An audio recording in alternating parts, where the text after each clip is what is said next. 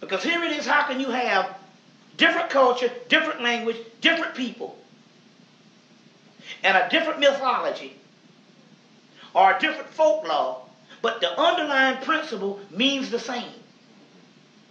That's closer to the truth. And that's how you get to the truth.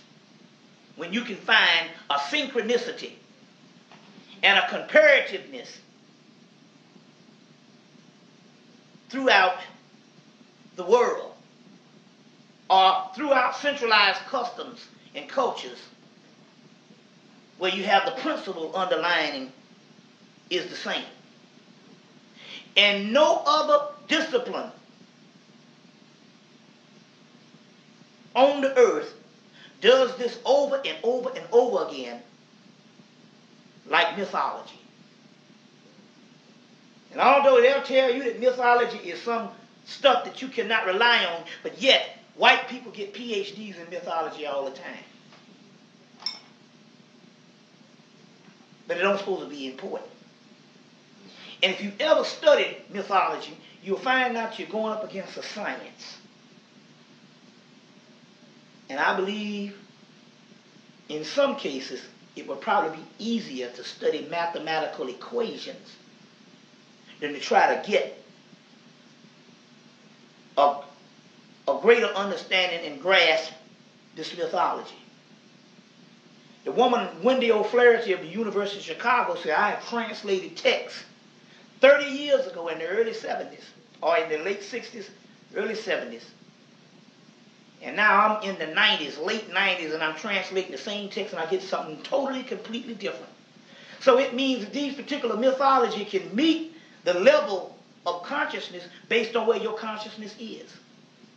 So it's multidimensional, which makes for a greater science of understanding if we didn't have somebody brainwashing us, telling us, no, it's about the way I say you got to look at reality. You understand where I'm coming from here?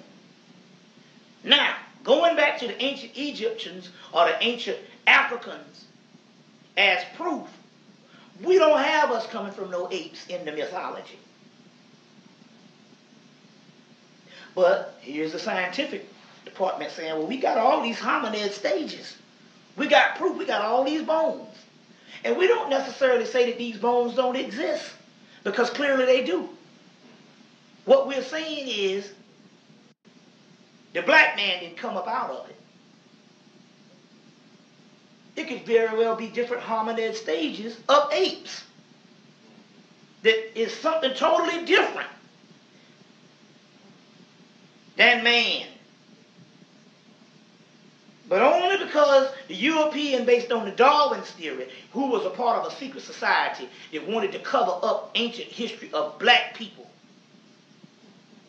being on the earth so old, until when you look at it this way, white people don't even supposed to even be important in the scheme of things based on our age.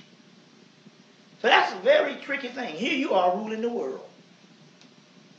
And if you're going to tell the truth that the black man has been here for millions of years, or billions of years ruling on a high level of intellect, a high level of sophistication, and a high level of technology.